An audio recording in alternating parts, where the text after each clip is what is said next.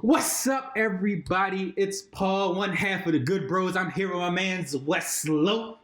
Yeah, what's up, Good Bros Patreon? And if you are listening to this, you have to know this is going to be much different than the regular Good Bros podcast, because we're not doing a Good Bros podcast. We're doing a special thing called a Coin Talk. And if you've never heard of Coin Talk, we're about to introduce you into what a Coin Talk really is. Coin Talk is where me, Wes, and some illustrious guests have hard topic conversations. Big conversations, serious conversations, conversations that most people don't want to talk about, and some conversations that must be needed to be talked about. Those are big And words. I like that. if you guys don't know, we are also going to be on the tube. This episode is on YouTube. So if you want to see our luxurious faces, you can see our luxurious faces on the YouTube as well. And as we get started, as my dog's about to come downstairs and bark his neck off, because he's going to ruin this, but screw it, we're going to power on. I'm joined here with three luxurious guests. It's not just Wes Lowe that's with me today, but I got three lovely guests. And we're going to introduce them one after the other. We're going to start off with one guest. His name is Jordan Lame. I should have got last names perfect, but I didn't get last names before we started. But we got my man's Jordan here. Jordan, introduce yourself to the lovely folks of the Good Bros. It is an absolute pleasure. Hello, good bros. Listeners, viewers, I was going to say at first, but it should be listeners. It is a pleasure to talk to you. You can say viewers too. We got YouTube on, so you can say viewers. My name is Jordan Lima. It is a pleasure to talk to y'all. Not sure what I'm supposed to be saying, but Whatever you want to share, my Tell us a brother. little bit about Whatever yourself. Tell us a little defines bit about yourself. Latin dude, I like to watch anime. That's basically my shtick. I like to call myself Anime Poppy on my free time. Other than that, I'm a cat dad. Just a free spirit that likes video games and just likes to read for the most part, which is, Ooh, shout out different. to that. That's all powerful. That's Yeah. all powerful. Let's snap it up. All right, ladies and gentlemen, you heard my man Jordan, but it's not just an all-dude episode. We got some lovely ladies here with us today. We're going to introduce one of them right now. Her name is Khalida. Khalida, introduce us to yourself and tell us a little bit about yourself. Oh, wow. Hey, y'all. It's so funny. I've never been called an illustrious guest before, so I feel really dynamite right now. I'm really enjoying this interview. Everybody's treated special. Everybody's special. So my name is Khalida, a lifelong activist, and so I'm super excited to be a part of this conversation. I wish I was a cat mom because I love cats and dogs, but, I have to give that to Jordan. But in general, I am a studier of all things natural, so natural food, natural healing, all that kind of stuff. So holla at your girl if you need some of that. All right. And look, and we got our last and final guest. She had to get dressed up for this because she said, well, if I'm going to be on camera, I got to make sure I'm representing. So we are here with our final guest, our luxurious guest, the one and only multicolored hair, Deja. What's up, Deja? How are you doing today? Tell us a little bit about yourself. I feel like that was introduction enough right there. Like, hi, I'm Deja.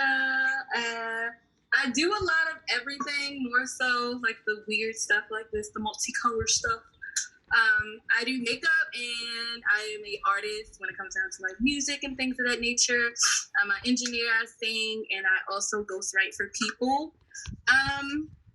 And now I'm just working on, tapping into my psychology degree so I can dig into minds professionally. And going from there, just being a nerd on the side while I do that. All right. And as energetic as this intro is and how fun this intro was, we have a very serious topic to talk about today. If you're clicking on this episode or you clicking on it in the YouTube, I don't know why I'm saying in the YouTube, but y'all know what I mean. This episode is not just any episode. We're going to be talking about men's rights and women's rights. And the reason we're going to talk about men's rights and women's rights is simple. This has been an issue where there's been a lot of divided opinion on this. And it's understandable because it can be seen as right now it's a very delicate process. For me, I feel like it's a delicate process because you're looking at women who've been basically, let's be honest, has been categorized and downplayed for years, especially women that are in minorities have been pushed even further back in terms of fighting up. And now we're we're in an era where they're getting that surgence, you know, and they're getting the respect they deserve, and they're getting a lot of things they deserve. But even as much as they're getting stuff that they deserve, there's still so many things going on. You know, you look at the kidnapping rate in certain countries and everything like that, and how even though women are getting more respect, we have a lot of women, especially in, actually it's not even minorities, we have women in general who are still looked at differently because of them being in touch with their emotions. And it's very unfair because you think about it, men are also like in touch with our emotions, but when we are emotional in a certain way, it's seen as, oh, you know, he's just, you know, guy's going to figure it out. You know, he's just a little aggressive. Where if a woman's emotional, it's a lot of very sexual annotations put to it. Excuse me. This isn't me saying this. This is just what a lot of guys like to think. But they think, oh, is this time of the month? Oh, she's moody. Oh, it must be like menopause. You know, it's all these very derogatory terms put to a woman when she's angry or aggravated. So we're finally starting to get a little bit of leeway, but at the same time as we're getting leeway, we're seeing there's also a resurgence of men who are now being taught not to be in these traditional manly roles. You know, a lot of guys, we grew up and we're supposed to have that machismo. We're supposed to have that, you know, that kill or be killed instinct. We're not allowed to be sad or crying. We're just going to, a lot of men are forced to suck it up. And, you know, a lot of this stuff can lead to suicide rate. A lot of this stuff can lead to like alcohol abuse and stuff like that because we're not really given an outlet to let ourselves out emotionally. And I say all this to say, this is why we need to have these conversations. We need to have these conversations to talk about why is it important that we have these two sides of the coin? Why is it important that we have men's rights spoken for as well as women's rights? And why is it that we need to find a solution where both can coincide without counteracting with one another? So as we get into it today, I am going to be the host of this episode. As you can expect, you know, West and Jordan are going to be speaking for a lot of stuff they feel like men go through that aren't spoken up on, and Deja and Khalid are going to go through a lot of stuff that women go through they feel like they aren't spoken up on, and a lot of these things are going to intertwine and connect and cross, and we are going to see this as we go on with this episode. So as we go on with this episode, we're going to get right into the very first topic. We're going to go into the major topics that we have about this. So the major topics we have about this is, why is there a need for men's rights? I'm going to let the guy side talk about it. And if Deja and Khalida have stuff they want to add on, I'm going to let them speak on it as well. So we're going to do a zigzag pattern. So we're going to go from West to Deja to Jordan into Khalida. All right. So West, I'll start with you, my brother. Why do you feel like men need a right to talk? And when it comes down, why do you feel like we need a group to speak up for us? And thank you, good brother Paul, for that excellent introduction. So yeah, attacking just the question head on, why is there a need for men's rights? You touched on it a little bit, and to just go into it deeper, you know, we're all humans, you know, so just across the board, you know, before you even break it up by gender, there need to be human rights, you know what I'm saying? Like both sides need to have them. There isn't that one side should have more of it, one side should have less. I know that there are differences between men and women, but nonetheless, like, you know, for every right out there that is out there for women, men need to have the same, you know, men need to feel, you know, be safe and feel protected as well. You know, it's just not you know, like men just aren't like some animals that you can just throw out there and we can just take, you know, whatever is thrown at us. It's funny that you said that because, like, one of the things I think about when I hear about, you know, men need to be protected too is like, you think about how our society has grown. And I came up with this conclusion when I was at the gym one night, and this big van with no windows parked right next to my car on the driver's side. And I was like, dang, bro, this would be a horrible day to get kidnapped. And I was like, dang, you know how weird it would be if I just asked a couple of men, like, yo, y'all mind making sure I get to my car safe? Like, it's so weird to say that because they're going to be like, what, bro? You better figure that out yourself. It's so weird because, like, you know, we can't ask that, but it's not like there's guys out there that aren't built, you know, this hardened way. You got guys out there that's more in touch with this and stuff. You got guys who are, you know, for lack of a better phrase, they're lovers, they're not fighters. So, you know, exactly. If I'm getting kidnapped, I'm getting kidnapped. You know, I don't know how to fight. So, I mean, I know how to fight. I wasn't too concerned, but in my head, this popped up because what if someone is concerned? What if someone are genuinely worried? You know, guys can't really speak out and go like, hey, you know, can you make sure I get to my car safe? This van is extra suspicious. It seems kind of weird, for a guy to say that. I feel like most guys aren't comfortable speaking. So like when you said we need protected too, that was just the first image that popped in my head was that time I saw that. But do continue, Wes. Do continue. Yeah, and it's important because you can look at it too for like a lot of the rights that are out there, like for women, due to certain circumstances they've been placed in, there are men in those circumstances too. And just like off the top, I'm just thinking of like, there are single dads out there raising kids. There are, pretty much a lot of men out there like still facing those same challenges. And before we get too deep, Jordan, I was passing the ball to you. Just touching on it, like, why do you feel as though there needs to be a need for men's rights? So interesting enough, I actually do think men actually have more than enough rights. I think it's more so the acknowledgement of men's rights. A lot of times the difference between, to me at least, between, men's right and women's right is the fact that women never started off with those rights. So therefore they have to fight for them. They have to gain access to them. As opposed to men, it's just the fact that we never acknowledge the fact that we have these rights. We never ever speak up on the fact that, hey, again, like you guys mentioned, and Paul mentioned this earlier, machismo. I'm a Latin male. Like my dad embodies the whole machismo. Like that's how I was raised. And it's just because, and after a certain point, you just have to acknowledge it because that's the only way that you can grow. And I think, more so there's not necessarily a need for men's rights, but more so just the topic being able to discuss like, hey, you can call for help. You can say something. But just a lot of men, I'm faulty of it all the time. I don't reach out for help. Like Paul mentioned earlier, I'll just go hit the bottle. And that's just me not acknowledging my rights. Just the fact that I can talk to my friends. Right. I could say something, and even then, as opposed to like women's rights, you mentioned the whole kidnap. They fight so hard, that's why. Again, being able to vote, like so many things that women have gone throughout history, it's just like, men have just inherently had it. So it's more so, I think men just need to acknowledge it while also at the same time respecting the fight that women are going through. Right. I do agree with a lot of the stuff that you said, Jordan. One thing I will say is that I do agree that men have had a lot of rights, for right. sure. We've had a lot of things that we don't take for granted. Like, men, when we go out at night, we choose to go out at like 2:30 in the morning. We don't have the same worries as a woman may have. Dave Chappelle, as we know, he's become more of a philosophical speaker who puts jokes in the middle of a lot of things that he says.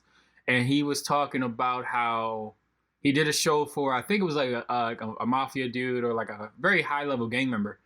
And he was talking about the dude gave him $10 or $15,000 for doing this show in cash, put it in a book bag for him, said, "Oh, this is for you for the good show."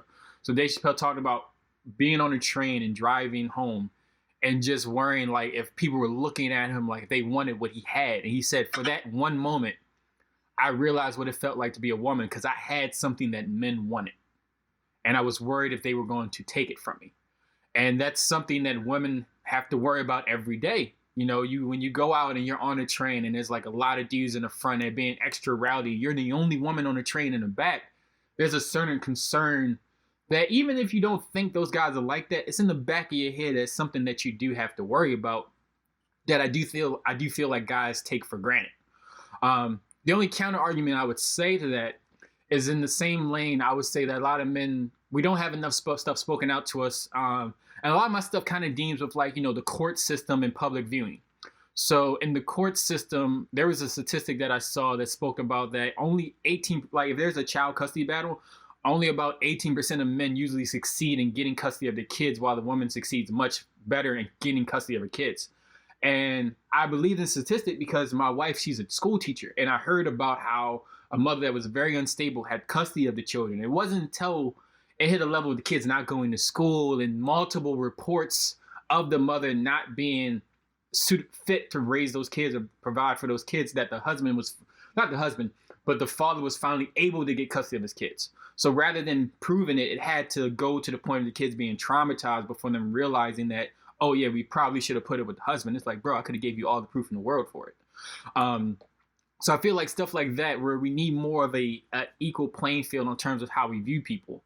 as well, because I think like when it comes down to a lot of stuff in the court system, it's very heavily skewed towards women, and a lot of that has to do with how basically we raise. If you think about a lot of these statistics in terms of men and women, a lot of people are still stuck in that old way of thinking, you know, where the woman's the nurturer, the woman's supposed to be the housewife, the husband's supposed to be the provider, he's supposed to be the father, he's supposed to be this rough and tugged person who doesn't raise the kid, he just provides for the family. When in realistic terms, the kid can only have as much success as success as both parents are involved. You know, the kid needs the mother's side because he needs to understand what women go through. He needs to understand what women struggle to become and how to treat a woman. Where the husband brings in there, he instills, you know, work ethic, hard work, education, all this stuff. And vice versa. You can have the same thing and spin it around, where the woman can instill these same things that the man is bringing to the kid as the woman can instill the same things that the man can bring. You know, I think I said that the same way twice, but y'all get what I mean. Right.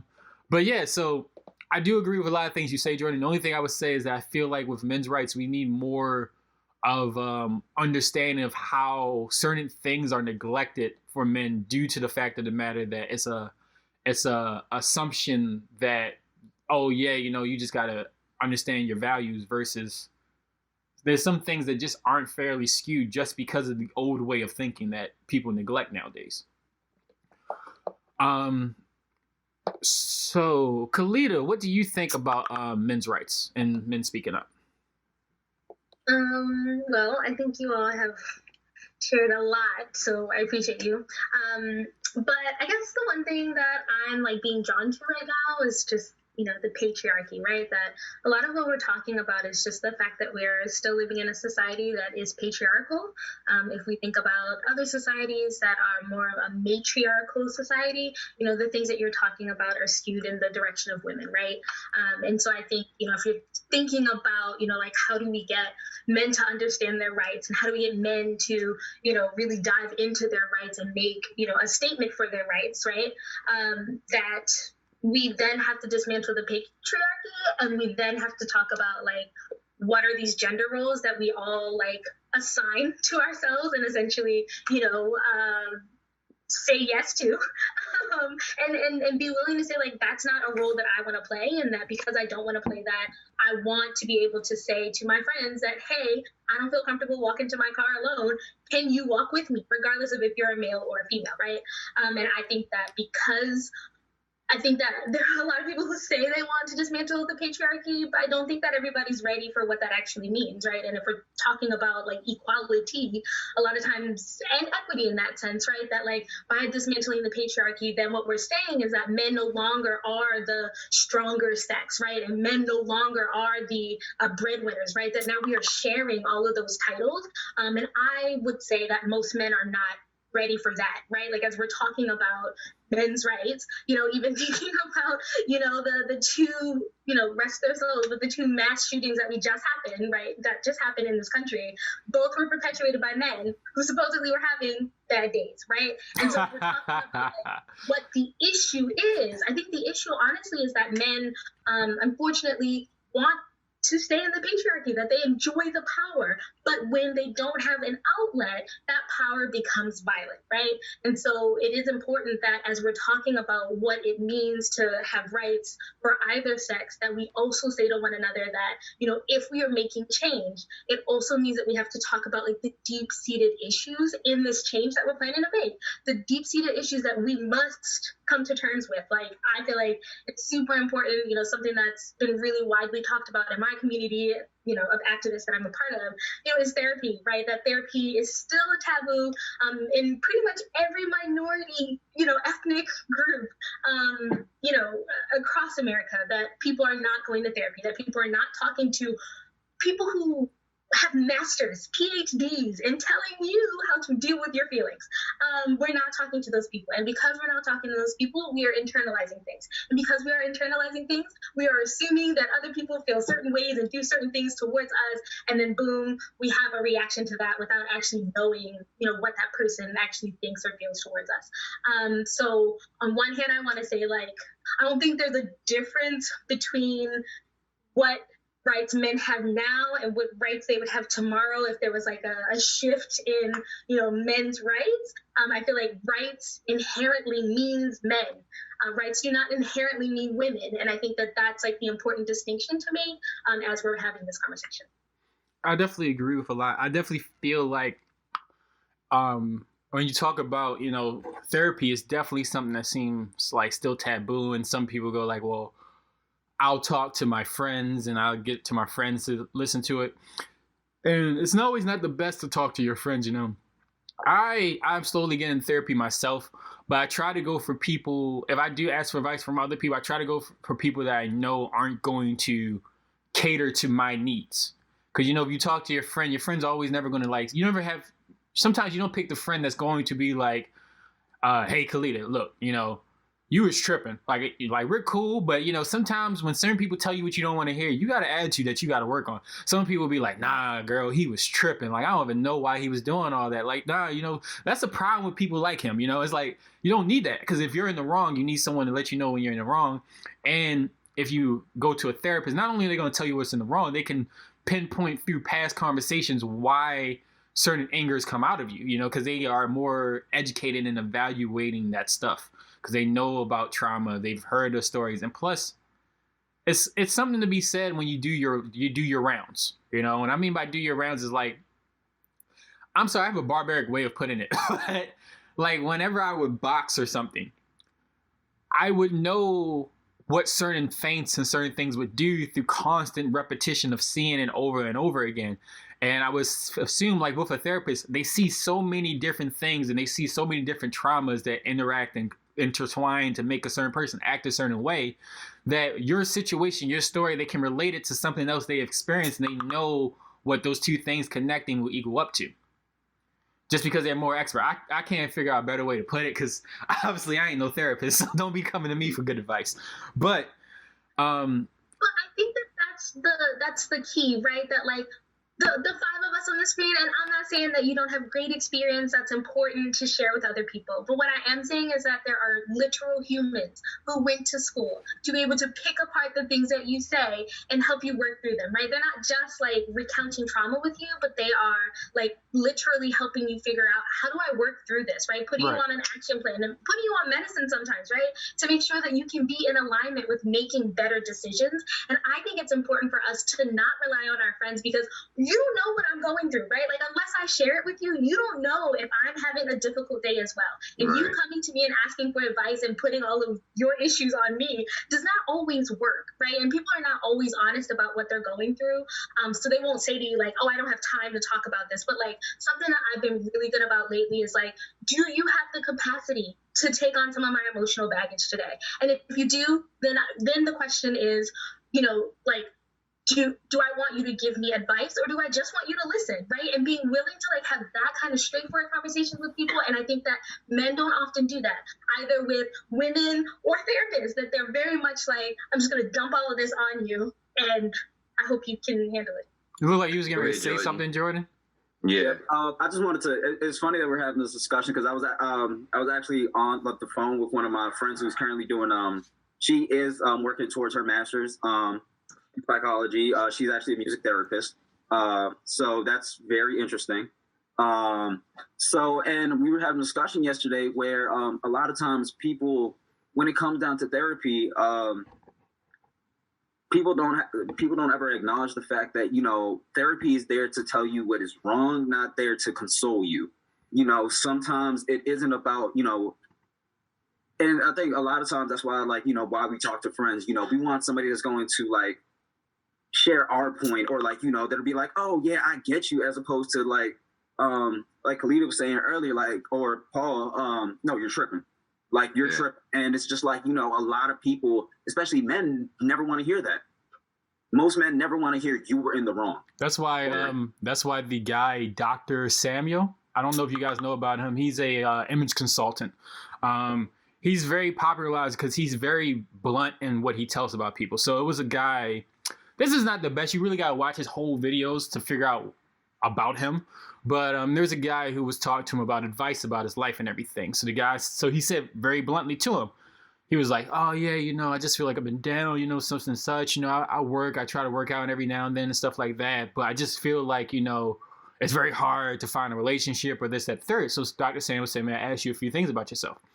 So he was like, sure. He said, like, how tall are you? He said, like, I'm like 5'4" or 5'4", 5'5". He said, all right, are you in shape? He's like, no, I'm overweight. He said, those are 2 strikes against you. He said, you're short and you're overweight. He said, like, those things on the surface is not going to attract the opposite sex. And it was like, dang, why is he going at this man so hard? And he said, what do you make? He said, I make about like 30,000 a year. So he said, so also you're underemployed. So he said, you're underemployed, you're overweight, and you're short. He said, short, can't help that. That's what it is. But you're overweight and you're underemployed. And he said, how old are you? He said, I'm 40. So he said, you're 40, underemployed, overweight. He said, these are things that you can fix. So what you have to do with yourself is you have to figure out, what are you doing? What do you need to do to fix it? He was coming at this dude kind of hard, but at the same time, at least for me, and I could be wrong in this, but at least for me, when I hear, like for me, I don't feel like I'm where I want to be right now. I'm only 28 and I'm grinding the ground real hard because I'm like, I don't really want to be where I'm at right now. But, I can see why he came at him so hard, because if you're 40 and you're you're that far behind where you want to be, you're 10 years away from being middle age and you're already not where you want to be. So, and he came at him kind of hard, and it's like, well, sometimes this is what people need. They need that tough love. Now, I'm not saying it's to substitute a therapist, because again, he's an image consultant, not a therapist. But if you're going to go to somebody, you don't want to go to somebody going like, yeah, I'm struggling, what should I do? And they put on kid gloves sometimes. Sometimes you need to be told exactly what you need to hear, because it's the only way you're going to progress. If I'm hearing somebody like, yeah, man, you should definitely try to work out a little bit, and, we can help you look for jobs. It's like, nah, at 40, you should already have that desire to want to move up. And if you don't, then the next question is, why don't you have that desire? So I definitely get what you mean, Jordan, when you say, like, sometimes we need, like, someone to tell us what we need to hear, not what we think we need to hear. But before we keep going on, we got another person here who has not graced us with her voice since we started this episode. So, Deja, can you please answer this question for us? And we're going to move on to the next question. Why do you think there's a need for men's rights, or do you think there's even a need for men's rights? Well, y'all did a really good job, Don't worry, I got you on the next one. You're going to kick us off on the next one. You're going first next time. Oh God! Don't put too much on me. Nah, the first thing you got it in front of you. You going first next time. Okay. But no, I agree with everything that everybody said. With the whole, men already having rights. Like, y'all were born with rights. If you have a penis, you have a right. Also with the fact that it's mainly about human rights, that's also correct. And then with the fact that it's just not as focused on as women's rights. But I personally feel like men's rights scream White Pride Month to me. And with that being said, it's like you have your Black Pride Month, you have the Black People Movement, you have all of that. But then you also have people that are not of color that come out and say, well, what about us? And it's more so of a, well, we deserve a month too, or we deserve this too. But it's like y'all already have that. So I feel like on an emotional standpoint, yes, men deserve a platform. I feel like, when we did the, I don't even know what to call that, when we all did that little pre-run. Yeah, pre-introduction, yeah. And I had said something along the lines of men don't have they don't have a foundation. Y'all can't be emotional. If you're emotional, you're considered soft. You're considered weak. And y'all told me to shut up and hold that because it was good. So I'm going to bring it back up now. No. It's just... We didn't tell her to shut up. We just said that was good. We should hold on to it. We wasn't out here like, look, woman, know your place and keep quiet. Nah, we wasn't out here doing all the recklessness. No, literally, it was a wow. Like, that was a good answer. Like, hold that. Like, hold on to that thought. So I've been holding on to it. I've been sleeping on it, manifesting on it, Letting it grow. I do feel like it screams White Lives Matter to me. I feel like it's not necessarily something that's, I'm not going to say it doesn't need to be focused on, because women's rights is more so for equal rights. Like, we want the same thing that men get. Like, literally what y'all wake up and just had for years and years, we want that too. And the fact that we even had to fight for that is ridiculous. But women are still looked at as soft compared to when men are emotional, because that's a female trait. we're considered soft. We can't do things. And just, I don't remember who said it. Yeah, I don't remember who said it, but it's more so of a like, women are supposed to be housewives and we're supposed to sit in the house and we can't go out and fight in wars and we can't do that. The fact that we had to fight for that is a problem. Why are men incorporating themselves in that same like, why are y'all trying to walk on the same street that we had to fight for? Y'all already had it. Y'all could drive on it, bike on it, jog on it, do everything on it. So I don't feel like it more so needs to be a men's rights for the same thing as women's rights with what we fought for, but I feel like men's rights should be incorporated in the equality of like human rights. Right. So I agree, but I also don't agree. I'm more so on the don't agree part, but I really do believe in just the equal rights part of it. Right. The whole Right. everybody deserves to have emotions part of it. The fact that the same platform that men are on, women should be on, vice versa. But do I agree with, oh well, the focus needs to be on us. We want to fight too. What are y'all fighting for? Who wants to fight for no reason? Like the bigger picture of why women, fight for what we fight for. It's not the same. Right. So I want to So- pose a. Oh, my bad, Deja, because like, No, go ahead. Lord knows you haven't had your time in the sun. We soaked up about like 20 something minutes of time. But No, that was it. Like I wanna- literally, that was all right. it. I want to pose a question to everybody before we move on to the next topic, because Deja did point out an interesting thing. I liked her analogy of like, a lot of men are trying to walk on the same ground that was built by women. Oh, let's walk on this same ground. And I do this again, like a lot of this stuff again, like it's very easy to just say, why don't we just all fight for human rights, like human decency? And like, Right. as much as that would be perfect, unfortunately, we don't live in a perfect world, because if that was the case, it would be so much easier for us to all fight, because like currently right now, Asian Americans are realizing something that Black people had to deal with for generations. And now they're finally Woo! seeing what we have to deal with. And it's so crazy because it's like a lot of Asian Americans want to label like, oh, Black people should be part of this, but they don't understand that a portion of their society has ostracized Black people and It's huge. have spent a long time being cool with sitting on the fence because of the color of their skin. Like, oh, we're pretty much the Exactly. same color and they're so different. Let's sit on the same side. And now that side's like, yeah, you were cool, but like, we're T-bone steak and you're pork loin. You ain't a T-bone steak, son. So boom, you in the barrel with the rest of them. So I definitely feel like I would love for everyone to fight for human rights. Because human rights would fix so many of the issues we have. It would be so easy for us to physically see how small the group of people that want to push their agendas and push their bigotry and push their sexism is. Because personally, I do believe it's not the majority. It's just the minority holds so much power they look like the majority. But I want to pose a question to you guys. Do you think a lot of the issues that comes with when men speak for men's rights, that we're not speaking on what it is that we really want attention brought to? We just put it like, oh, because women's rights, we want men's rights, versus like, hey, we want attention brought to on the disproportion in how. Let's take, for instance, the Amber Heard and Johnny Depp case, for instance. Let's look at that situation. Like, men point to that as a situation where Amber Heard claimed to be abused by this man. She was beat on. She was attacked verbally and physically by Johnny Depp.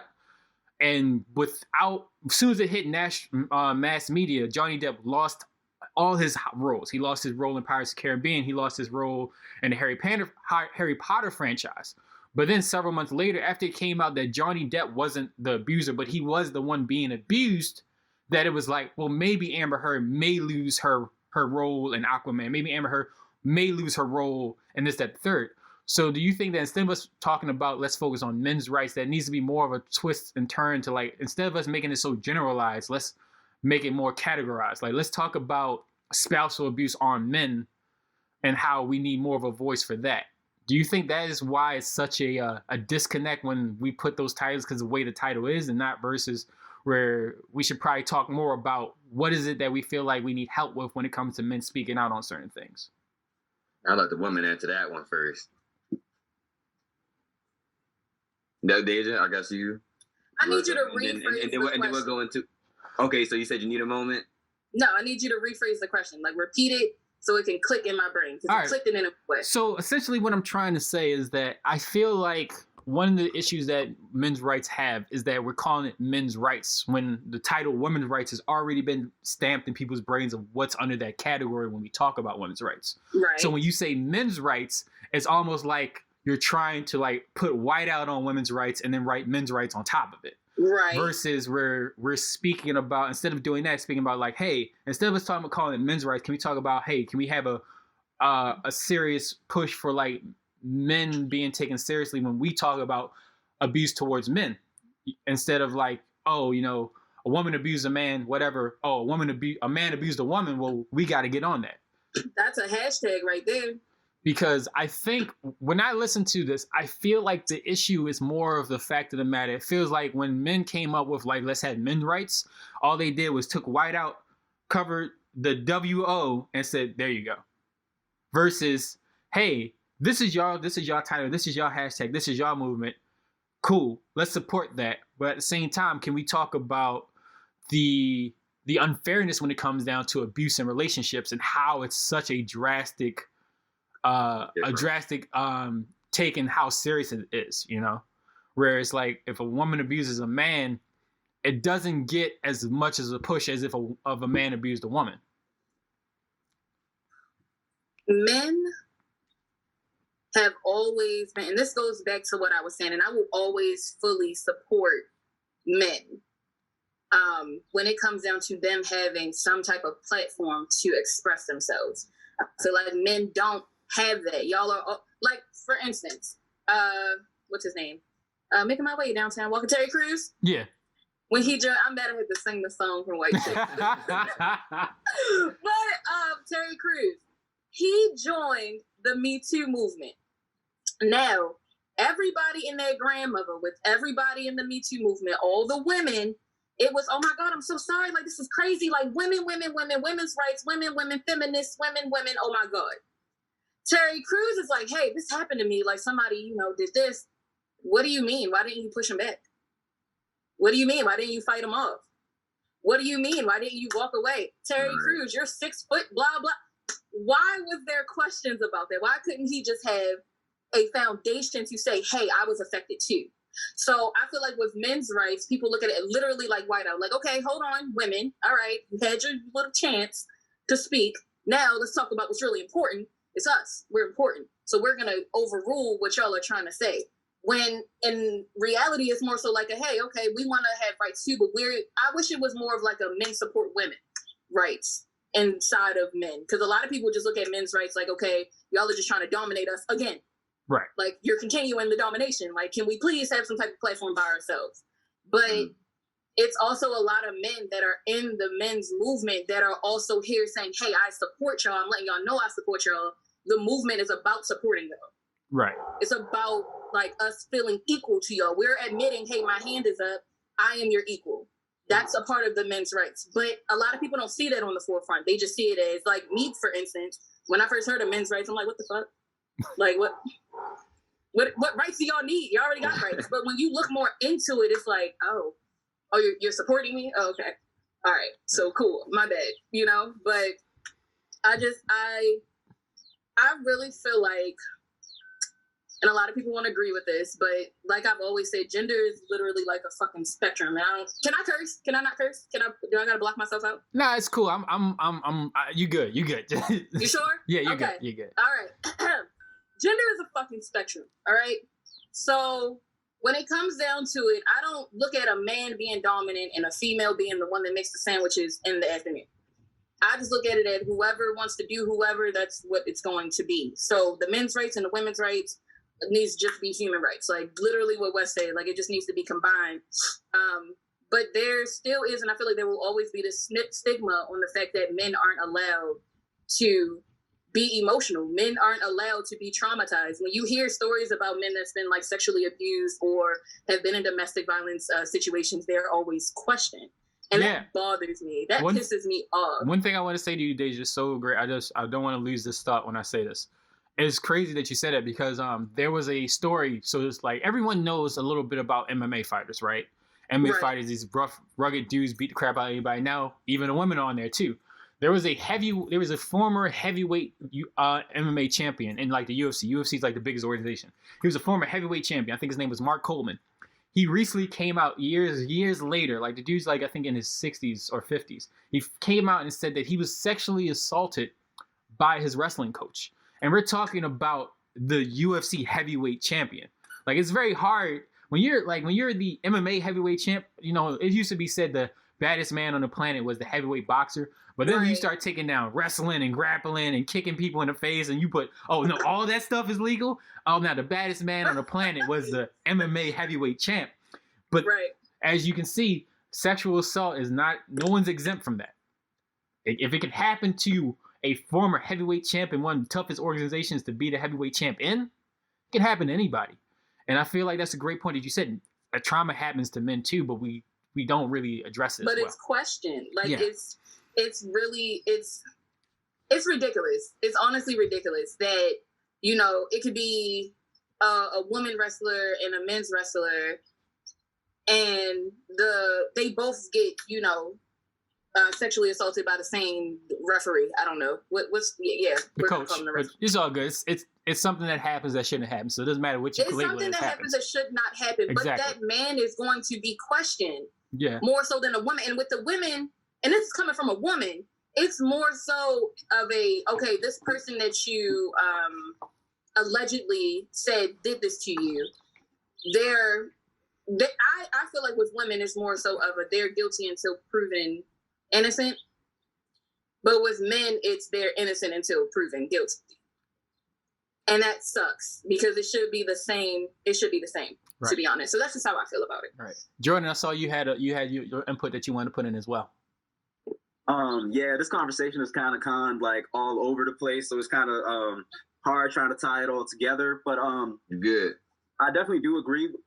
And this might sound controversial, but men's right just seems like the phrase itself just is a redundant phrase to me, because it's like we don't have to fight with anything. Like I can't remember if it was Khalida or Deja that said it.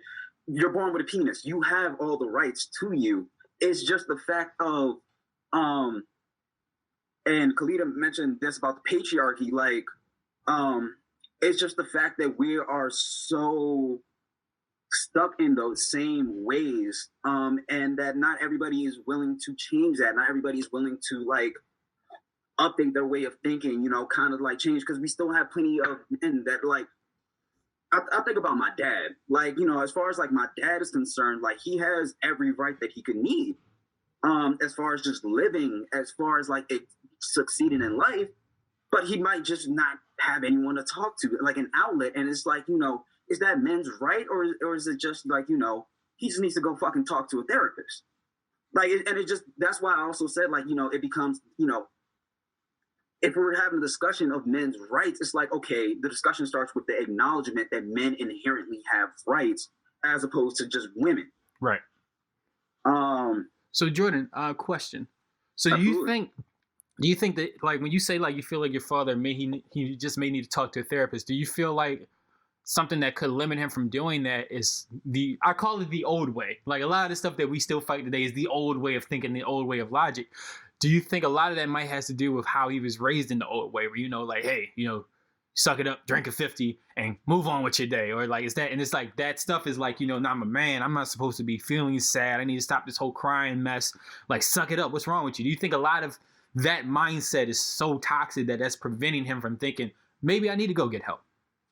Absolutely. It's just inherent toxic masculinity. Yeah. Like, and that's just something like, and it's just like, you know, you have to acknowledge that. Like, at the end of the day, the machismo, the whole just holding it all in and be like, no, I'll be cool, man. Like, you know, and so I've seen so many like men be guilty of it, me included. It's just like, you know, if I were to just say something to somebody, like, you know, it might be acknowledged, like, you know, maybe I feel better about it. But again, like,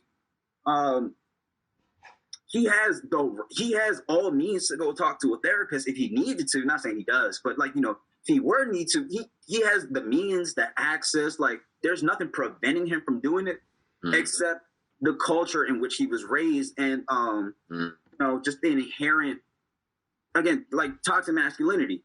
And I think, a lot of men are guilty of toxic masculinity because it's just something that is inherently taught to us. It's something that we, and I will say toxic masculinity does not only come from men. The energy toxic masculinity can also come from women, and it's just holding men to that standard of toxic masculinity. Oh, you a man, why you crying? Oh, what you mean? Like, oh, you're supposed to be paying the bills. You're supposed to be doing this and this because you're a man, and that's just projection of toxic masculinity. And it's something that, like, not a lot of people want to address or like say, because it's like a twofold thing. It's like, one, men have to like really like introspect and kind of like, one, bring it out of themselves and then face the fact that like, hey, maybe I'm just being a toxic man. At the same time, it's also like, how much of society really projecting the idea of a toxic man to myself. Yeah, that's where I'm at. Actually, Jordan, you said a good point to a question that I now have for everybody. But before I get into that question, no, Khalida hasn't said anything. Khalida, do you have anything to say about this term we have? Are you ready to move on to the next question? All right, she's giving me the nod, people. So we're gonna move on to the next question because sure? Jordan said something. I feel like she was cooking something. I think she's still cooking, man. I think it's one of them rotisserie roasts, so she got it on the slow cook. It's just boiling up. But Jordan made an excellent point. He said not only can men be toxic, but women can be toxic, which is a great way to segue into can both genders be... Hold on, wait, dog. I wanted to speak on that. Oh, okay. All right, my bad. Let me fall back. But and it's funny because it's like, even to what I'm about to say, it goes together where it's like, I'm not going to lie. Deja has put me on some very controversial thinking. You kind of bent my way of thinking for me. I ain't going to lie, because I would extremely argue that when you said the whole gender, the rights thing is on the spectrum, but you might be kind of right, because when you look at it from when I took down what everyone has said, when you put it together, it's like both for women and men's right, each has the side that they need. It'll only be complete when they kind of come together in a way where it's like, that'll make the whole picture, because we just have these generational lessons, as Jordan touched on, that we just keep cookie cutter, copy and pasting the same thing. And I think Khalida talked into this. It's like, we as a people, and I think men and women, we're not ready to deal with what that means, because for women, it also means on that side, certain things like, for example, we think about when it comes to like, say, like construction work, and you might there might be one position that's just literally just moving cement rocks. And then you might have some women where, you might see it before them, they may look and be like, well, hold on, why is the male doing the easy job of just holding the stop sign, but why am I moving these rocks? But it's like, you talk about the equality, right.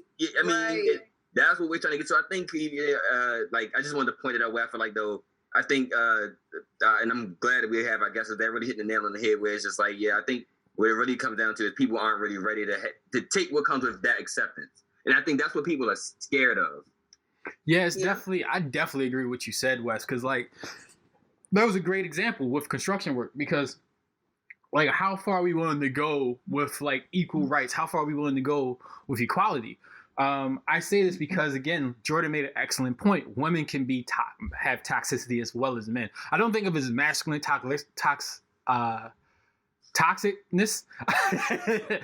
think of it more just being toxic, because as much as we talk about the fight for men's rights, as much as we talk about the fight for women's rights, and we haven't really spent a lot of time on women's rights, only because I don't really think anyone in this panel would have a question, why is there a need for women's rights? Just look at historically how women have been treated. And due to us all being of minorities, we all know the stigma that women in our minorities have. Latino women, they're seen as, if she acts up, she has to be crazy. She's crazy, she might cut you. It's that negative stigma that's put on Latino women. Black women, she's crazy, she's angry, and I don't know, something about slavery or whatever. Is that gross thought process on if a woman is emotional. And that's not making my minority. If a white woman speaks up, it's and let's say speaks up the right way. It's been kind of controversial to how white women speak up. But if a white woman speaks up on just how she feels she's being treated, as she's being just treated sexually, hey, he's discounting what I have to say just because I'm a woman. It's you're being emotional, Susan. I think this is that time of the month. It's why is that your thought process? Why is it not, if a woman has something to add to the conversation, it's let me listen, because she might have better knowledge than I have. You know, Mhm. one thing that me and Wes have talked in our secret and like on the side about, and I don't think it's me and Wes, I think me and my wife talked about is, and this is a whole conversation for a different topic. We're not going to get into this one today, but like, why is it such a traditional role that a man has to lead his a religious service and a woman can't? Because a woman who may lead, like, let's talk about Christianity for instance, for this explanation. Example. A woman can reach out to another woman who may be on the fence if she wants to be a Christian or not better than a man can. Let's just call a fact a fact. She understands better what that woman's going through than a guy can. I can't tell Khalida why she needs to be Christian. She goes like, well, it's these things I don't feel like Christianity speaks to a woman as much. What am I gonna say? Well, you know, God was a man and you know he created you, so he had to be right. Like that's not gonna speak to her. But another woman can say, well, these are the experience I had. And this is why I feel like this is the way that you can go about it. So it's these things that we struggle on. So I think no one here, just examples I gave out alone, I have a hard time believing anyone disagree. These are the reasons. These are just not even all. This is just a small portion of the reasons why we need a woman's rights. If everyone agrees, well, we don't really spend a lot of time on this because it's like a list. Give a thumbs up, or if you have something to speak now. Because I just feel like it's just so crazy to like, you know, it's not like a thing where we need to really go into it. Like it's so many examples in the world on why we need women's rights and why it needs to be spoken for. Anybody want to hit that one before we, anything else, or we all in general unison with Paul on this one? Khalida has a raised eyebrow. I don't know what that means. Can I get a whoop whoop saying that? All right. So I want to jump into gender toxicity. The reason I want to jump into gender toxicity, I want to give two examples, one on the male side and one on the woman's side. Gender toxicity, I believe, exists in both genders. Well, one, because of all the examples I gave for a male, you know, it's like the workforce.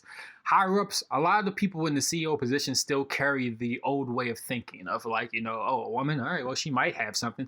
Why is it might? You know, if she's qualified for the job, she has the knowledge, she has the ability to make the business successful. But a lot of people in the higher up positions still have this old toxic way of thinking. Women toxicity, I feel like has evolved over the years to something where it's now something that I think we actually have to address. I think about the meme, the Birkin bag meme, you know, if he can't get you a Birkin, then he belongs to the streets. It's like, why is Birkin the new standard? Have you seen what a Birkin bag costs? Why can't I just exactly. Why don't I just pay off some of your student loan debt instead of get you a Birkin? Like I can do way more for you by that than just buying you a Birkin. You know, it's like, or it's like I saw one, I think it's this woman, Saweetie, she posted this where it's like a man was like, well, why can't the woman treat a man to dinner? And she said, y'all want to be the woman so bad. Like, why can't we be wined and dined? I don't know about y'all, but if my wife was like, hey, I want to take you out, I'm like, well, where we going? And she buys me all this fancy food. I'm not going to lie. Part of me will be like, am I a punk? Like, why is she buying me stuff? But the other part of me will be like, Paul, you need to chill out. She's showing you that she loves you. Drop that act. And I'm like, yeah, you know, that's showing love because it's the same way I would show love to her. She's just reciprocating it and sending it back my way. But there's women that would be like, nah, man, the men's supposed to be doing this, doing that. And I feel like that's when you drop the toxicity into it. Because it's like, if we're eliminating these gender roles, why are we still holding on to the ones that benefit one side rather than benefit everyone? And same for the guys. Like, I feel like guys need to understand, once y'all was okay with all the gender roles and y'all went to war, fought the war and came back, and then you was like, yeah, you gotta go back to the house. She's like, nah, B, I did twice your work in less amount of time, and I'm kind of enjoying not being in the house. So why don't you make my food? So it's like you can't want one side but then not want the other side. Oh, we got to go to war. Women can work, but as soon as we come back, everything's going to be back to normal. No, that's not how it works. I just want to ask you guys, because I'm pretty sure everyone's tired of hearing me run my mouth. What do you guys think about genders and how they can both be toxic? Can they be toxic or no?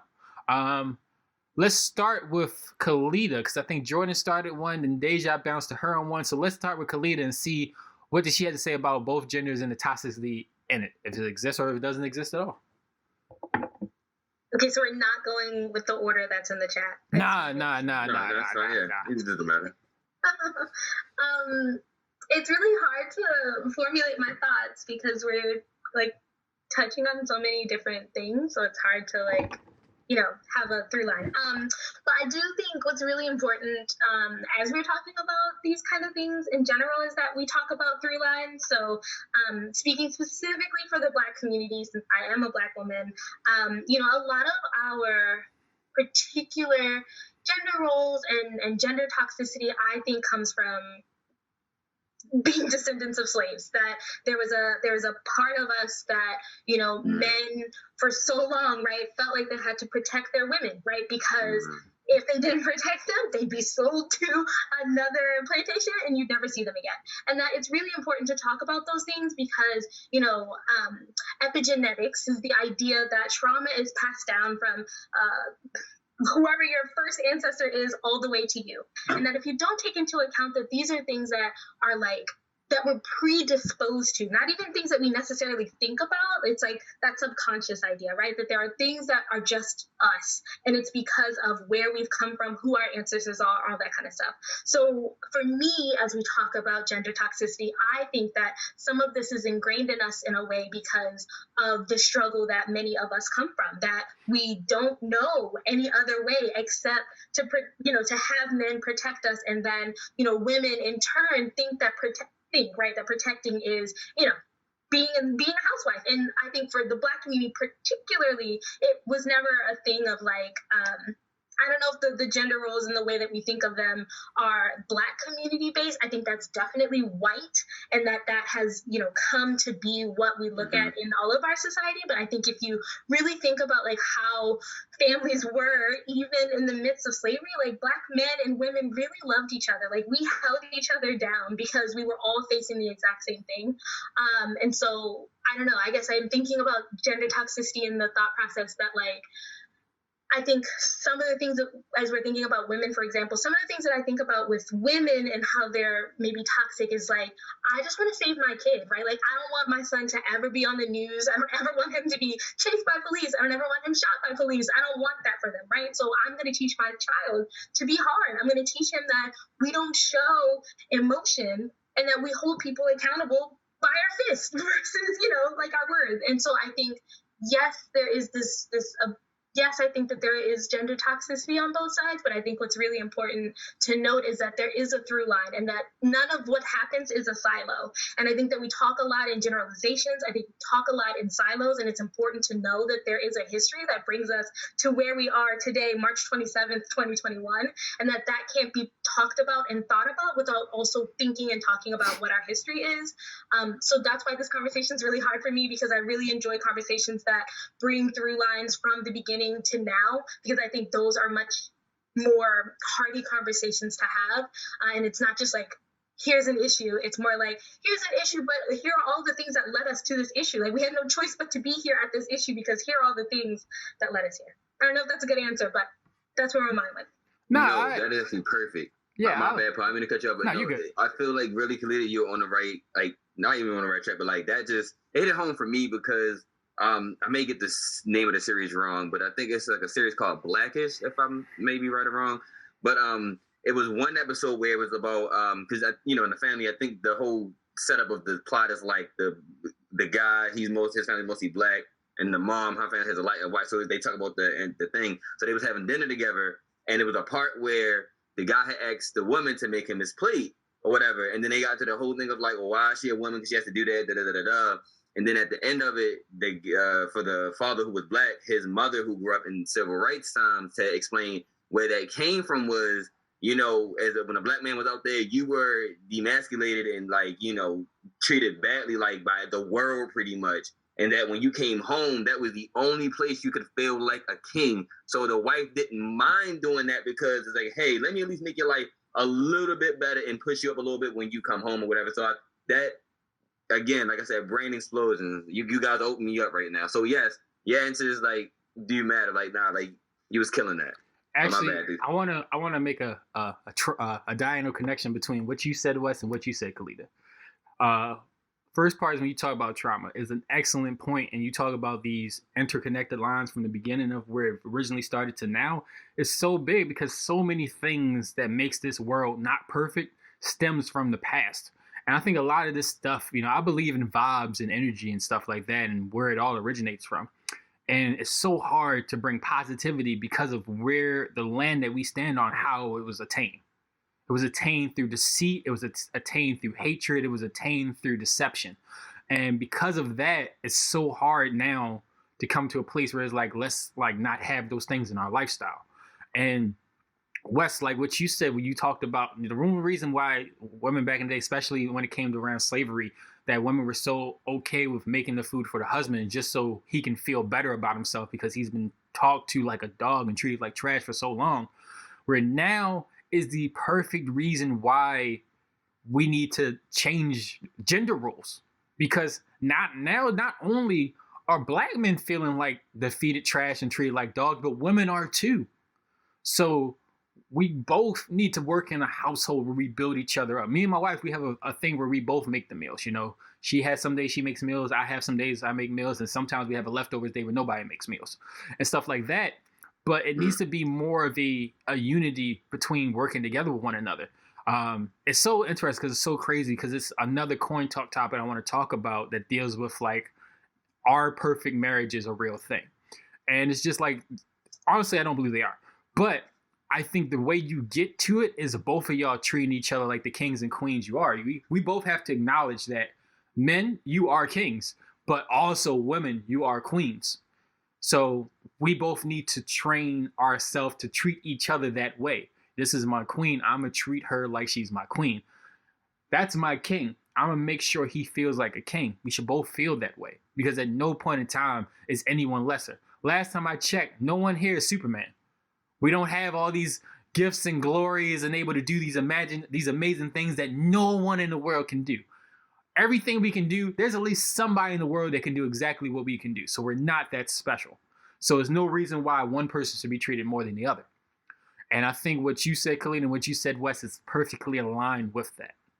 I want to pass the buck over to Deja and ask her, what does she think about the toxicity in both men and women? And is it like a real thing or not? Yes, it's a real thing. I feel like everybody is toxic in their own way. But it's not even a but. There's no but here. I don't even have anything opposite to say.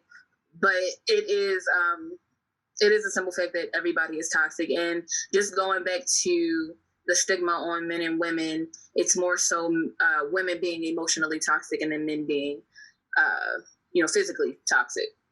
And I hate that that's the case because most domestic violence cases are, with a man hitting a woman, and then most, women cases are, oh my gosh, she crazy. She, put a bat to my windshield because she was being emotional that day. I didn't text her back in 10 minutes and I just ended up going to McDonald's and she thought I was cheating. So it's literally everybody has some type of toxicity to them. How we handle it though is an issue because again, me personally, I'm not going to speak on what I've been through. I'm just going to kind of hit on it. But I feel like I'm toxic sometimes because my past has a lot of trauma in it. So my toxicity now kind of pinpoints from what I've been through. It's like I'll automatically have this mindset because of the mindset that I had in the past. Or if something is familiar to me and it's a negative thing, I'll familiarize myself with the toxic mindset that I had back then because I was trying to save myself. I was a victim. So in current times, I'm not always a victim, but I have that victim mindset. So that makes me toxic because I'm affecting someone else because I'm automatically making it seem like it's something being done to me when it's not. But with men, again, with not having a platform, men aren't too, like when it comes down to men being emotionally toxic, it's more so of they're doing their own thing and I can't do my own thing. Like with a lot of men, it usually involves cheating. Like let's keep it a stack. It's usually involving infidelities and things like that. Derek Jackson. Say it again. I said Derek Jackson. Facts. it's usually involving something like that, which makes women emotional. And it's always like this pinpoint thing. Well, I'm toxic because you made me this way. That's not a good excuse. That's not a good excuse. You either gonna sit there and be toxic and sit in your hurt, or bitch, go heal. Like that's it. So you can cure your toxicity, but I do feel like everybody does have a toxic bone. It's just, are you going to bring that bone out? Or are you going to let it hide? Are you going to let that bone be your wisdom teeth and get it pulled? Or are you just going to let it sit there and just fuck up things in the future? Like, you have to literally choose. And I feel like everybody has some type of toxic mentality. It's just, are you grown enough to not be toxic? Right.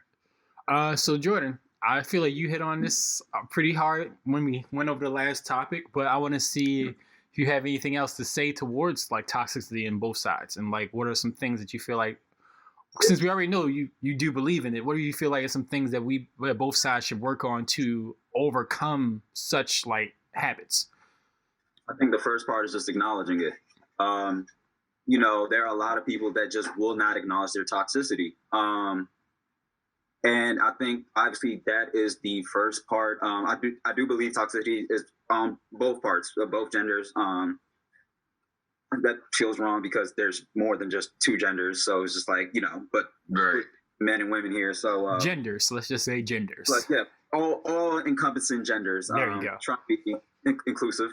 But I really just think that, there is toxicity. Can you acknowledge you're toxic if you don't know you're toxic? Khalida, you made a very good point, and no. You can't. You can't, and that's just to bring up like a personal experience, like, like as far as like, people in my life that I've dated, and it's just like, I'm not going to be in a relationship with you right now because like I'm just dealing with shit from the past. Like, you just came at the wrong fucking time. And it's just like, well, that has nothing to do with me. Like, I'm not doing anything wrong. Like, so why are you treating me this way? And it's just like, toxicity can come in so many different forms, manners. And it's just like, I really say like acknowledging is the first part, only because there's no standard line for toxicity. Everybody has like a different form of toxicity. Like, there are just things that people think differently. Just the way that you can be toxic, not only to yourself, but to other people, just ends up changing as you end up living life. And I think that's a big part about it, is just, the acknowledgement of it. But that also goes to just being honest with yourself.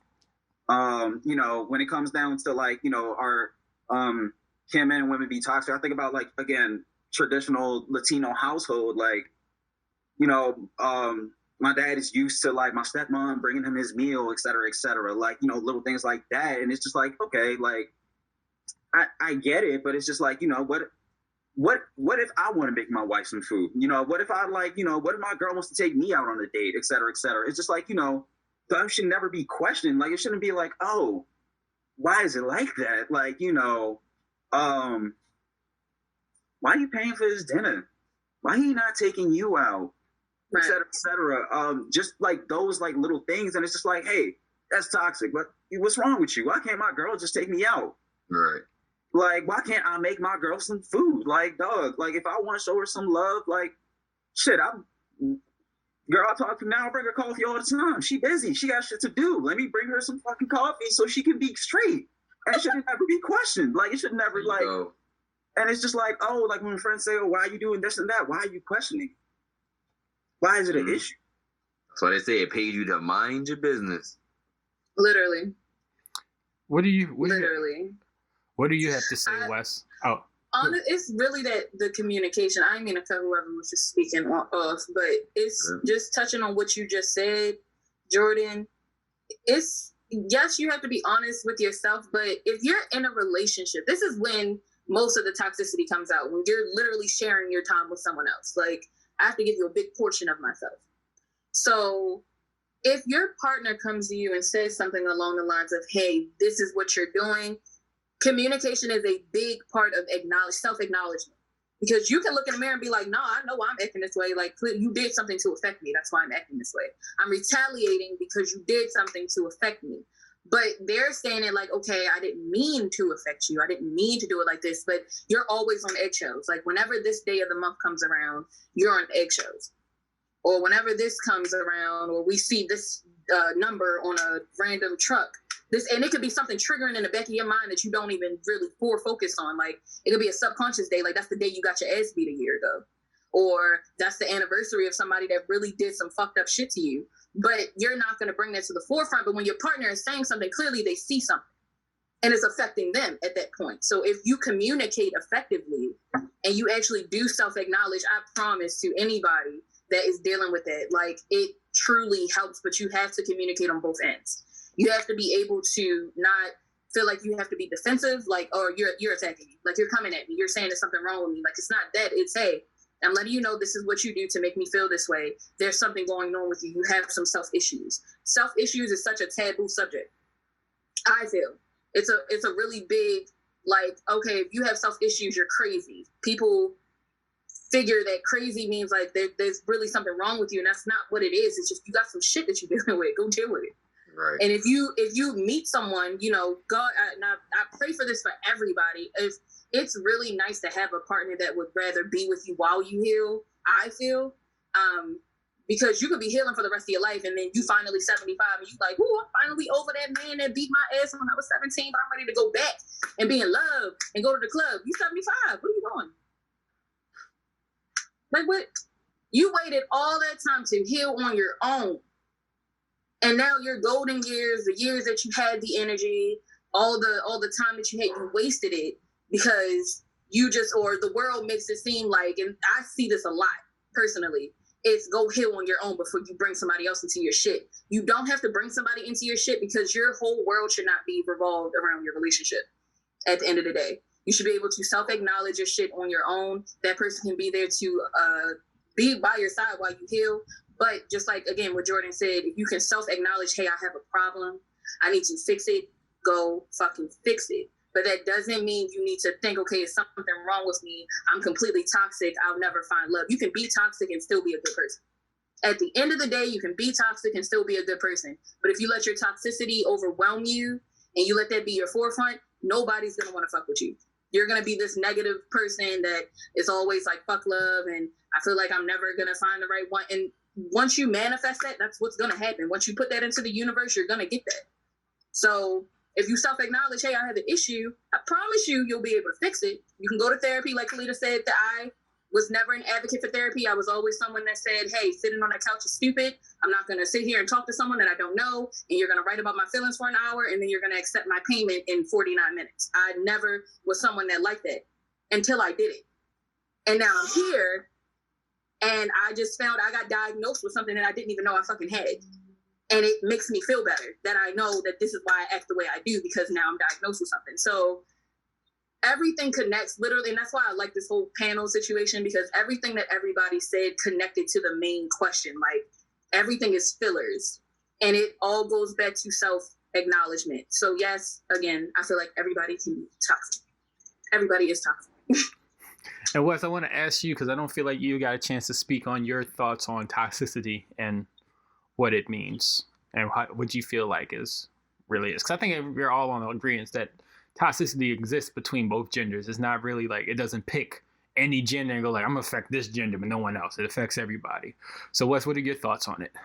No, pretty much the same. And that's why I didn't even mind going last for this one, because I knew that these that you excellent, very, very smart intellectual individuals would definitely just like hit the nail on the head with it, where it's just like, yeah, that's just, I'm gonna just call it a spade and get that bottom of the line answer there. Yes, both genders definitely can be toxic. Again, it just goes to how we can acknowledge and help each other, so that way we can eliminate it like all together. And then yeah, you know, you can run the whole spin of like, you know, the whole good and evil thing where like, you know, like there always has to be like a little bit of that negative there. It can't never completely be gone, but we could definitely diminish it more. But no, I am in agreement with the majority.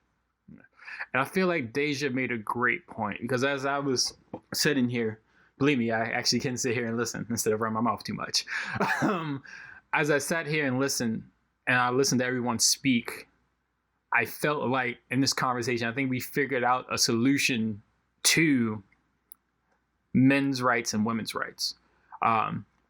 And I think the real solution is we're kind of looking at a puzzle in the middle. And if you've ever done a puzzle, it's always beneficial to work on the ends of the puzzle and work your way to the center.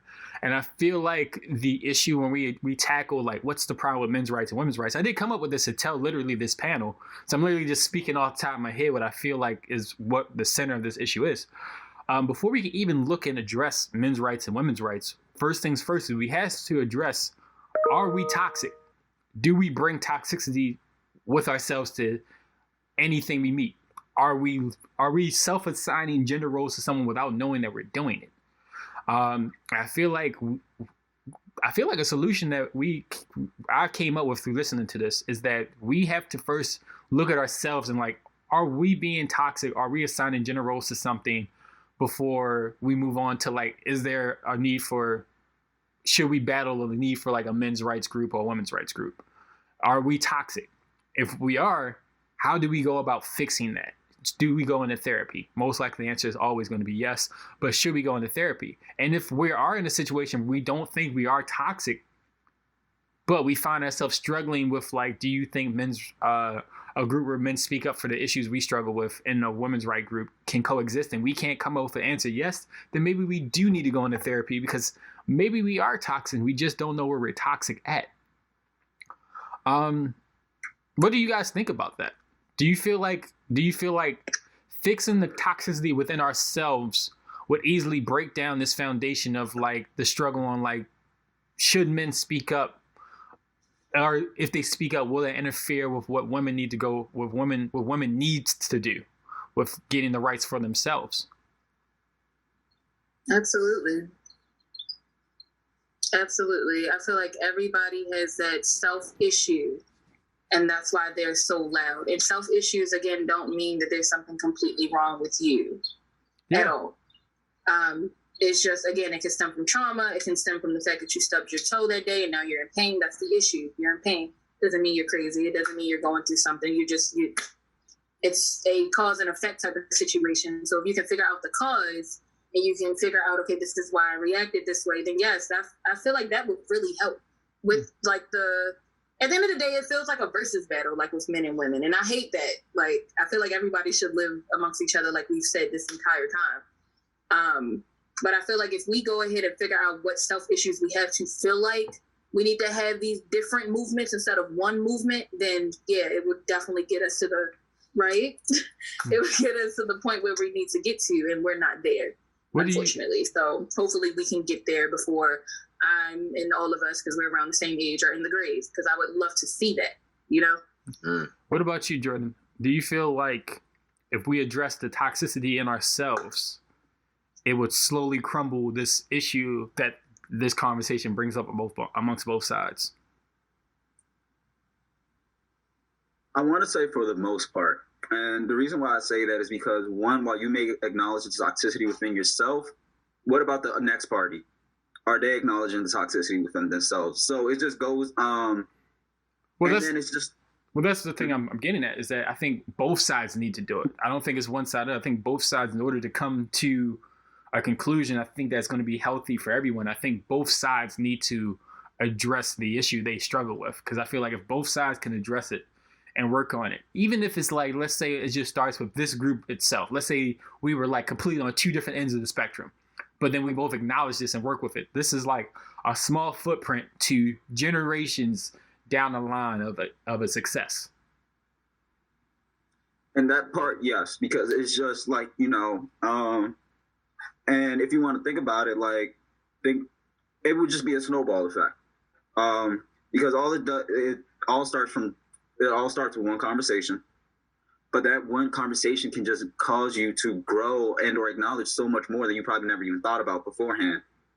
And yes, I do believe that, acknowledging the toxicity that you have within yourselves can lead to, obviously better overall situations in the world. Yeah. What about you, Khalida? What do you think? I don't know. I guess it's a difficult question for me, because I do feel like, we each can make individual change, which is good.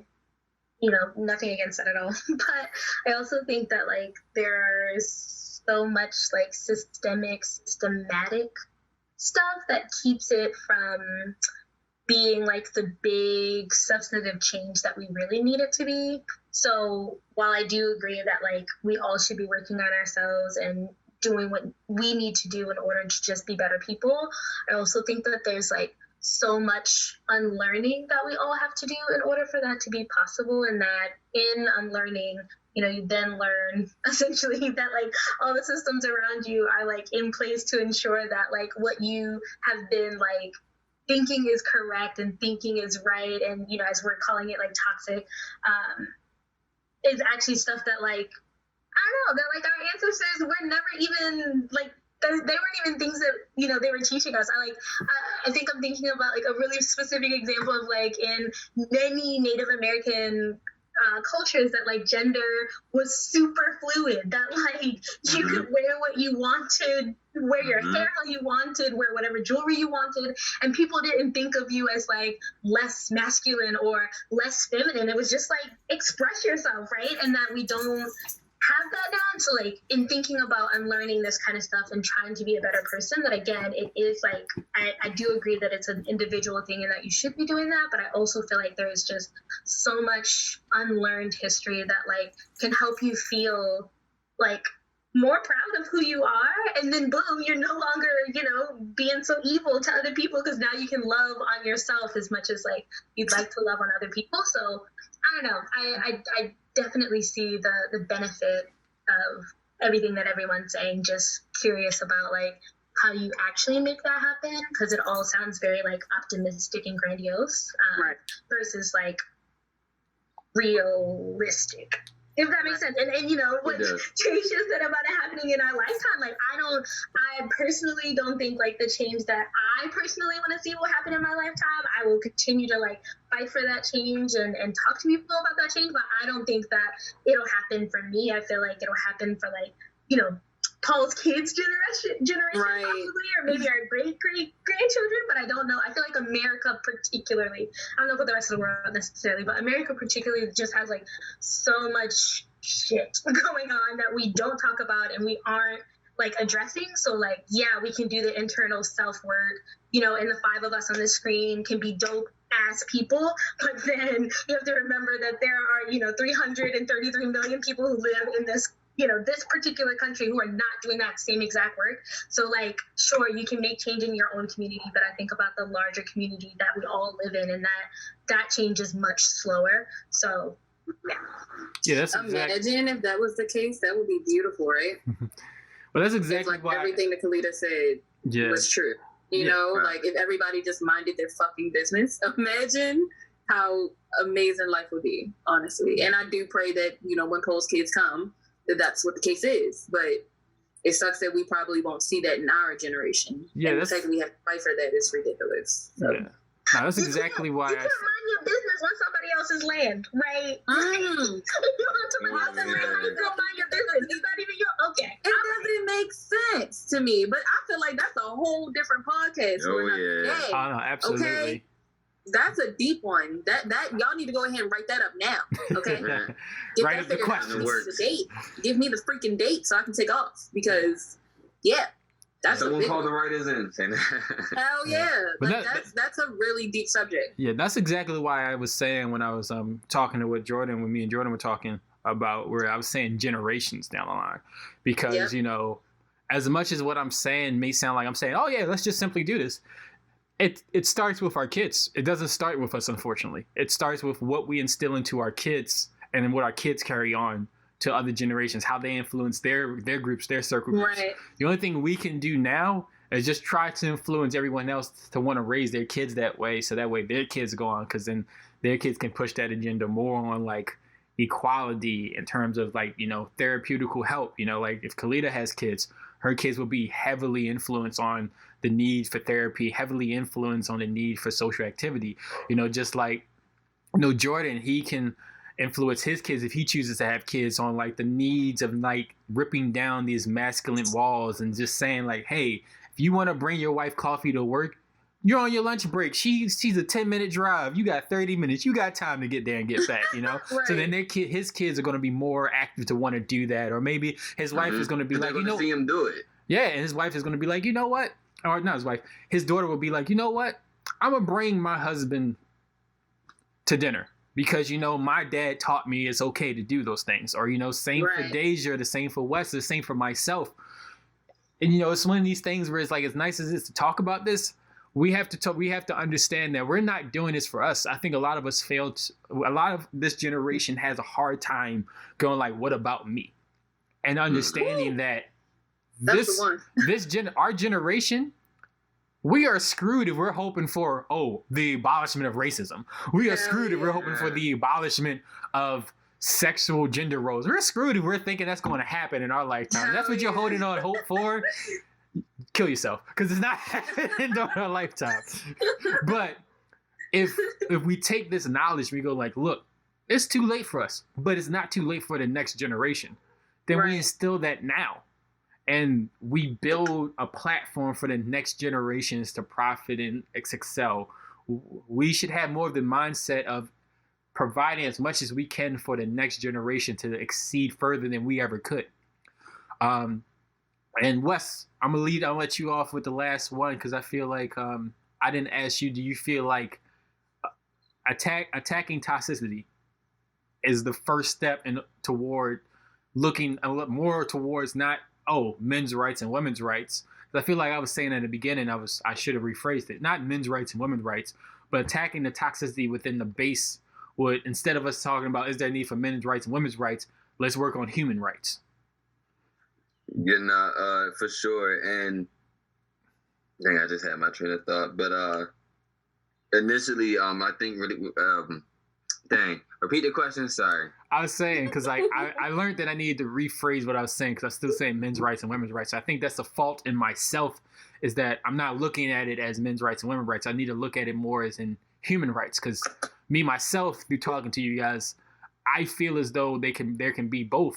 But I feel like the struggle is trying to relabel something that has already been labeled. Right. So I feel like instead of me trying to relabel something, just go like, it's the same thing but different. No, abolish the sayings and just turn it into human rights. And the way I feel like, I'm asking you, Wes, do you feel like the way of doing that is attacking the foundation, where the foundation is actually toxicity, and us working towards toxicity, fixing that, figuring out, you know, therapy if it's needed. Most likely is going to be needed no matter what scenario. But if it's needed, do I see toxicity in myself? Yes, I need to work on it. Do I not see toxicity in myself? No, but I don't see why there needs to be a men's rights and women's rights group. Then might have some toxicity in you. Seeing a therapeutic help and getting that to fix toxicity. And once that's removed, we can move towards human rights. Oh, for sure. And we hit the nail on the head with saying that, you know, you have to teach the children, because it's like, you know, that's how it's supposed to go, which is what I can understand, where like the optimist in me would like hate that you guys are saying like, like, you know, it's theoretically impossible that we'll ever see this in our lifetime. You know, you would like to, you know, like not even just saying you want to see it in terms of nosy sense, but like, you know, you want to kind of even feel what that feels like, if that makes sense. You know, you want to know like, hey, like, you know, I would like not to be an old man to see like this more like sense of peace, but you know, but living in more in a realistic view, looking at it in a more realistic view, I do acknowledge that, like, you know, we have some work to do, but I think it definitely is possible. As Lita said, you know, it definitely starts to, you know, our children, you know, we have to normalize so many things that, again, that we may not be ready for, like connecting to the trauma, you know, connecting to when you're, you know, healing, whatever, like being not just always waiting for a person to be done the healing process, as they just said, like being next to that person while they heal, you know, that actually get us, you know, more connected together, I feel like. So now I definitely feel like that can definitely be eliminated. And like, just, I would say teaching through like our church definitely is like the way to go. Yeah, absolutely. And that is it for the first ever Coin Talk episode. We hope you guys have enjoyed this lovely conversation. We've had lovely people on here with so magnificent viewpoints, because this is a conversation, like I think Jordan said, it starts with one conversation. And hopefully, if you haven't heard a conversation like this, you've heard it now. And spread this conversation, because we're going to be breathing this musical dialect into your lovely ears and just educating you on so many different things. It might not be book-based. Some of this is street smart based. But there's a need for street smarts as much as there's a need for book smarts, and we really got so much for it for you. We got so much book smarts. Intelligence. We got so much street smarts. Because what y'all don't know is every inch on Khalidah's hair is for every book she's read, and there's a lot of inches on that hair right now. Oh my god! But just know, you guys, we hope you enjoy this episode of Coin Talk. We plan on doing more of these. We're going to try to do these like once a month. Many different topics, many different things. We hope you guys have loved it. I know, Jordan, you have to go. I know a lot of us have to go. So I hope you guys enjoyed this episode of the Good Bros Coin Talk. Not the Good Bros Pod, but it's the Good Bros Coin Talk. Matter of fact, cut the Good Bros off. It's just Coin Talk because we're hitting on that hard coin, because hard topic issues are getting hit on here. We hope you guys have enjoyed it. And we will see you next time. Thank you, guys. Peace. All right.